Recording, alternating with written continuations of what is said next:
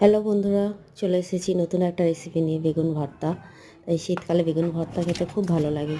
তো বেগুন ভর্তা আমি কী করে বানাচ্ছি, একটা বেগুন আমি পুড়িয়ে নিয়েছি, তারপর একটা পেঁয়াজ নিয়ে নিয়েছি, ওটা ভালো করে এটাকে কুচু কুচু করে কেটে নিচ্ছি। এটা কুচু কুচু করে কেটে নেওয়ার পর এখানে আমি নিয়ে নেব শুকনো লঙ্কা, রসুন।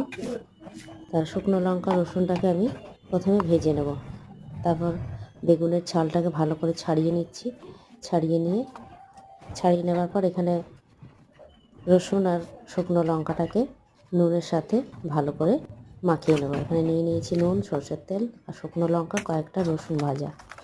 এগুলো ভালো করে আগে হাতে ম্যাশ করে মাখিয়ে নেব পেঁয়াজের সঙ্গে। তারপরে বেগুনটাকে ভালো করে চটকে উপর দিয়ে ধনিয়া পাতা কুচি দিয়ে আরও একবার মেখে নেব। মেখে নিয়ে হয়ে গেল আমাদের বেগুন ভর্তা।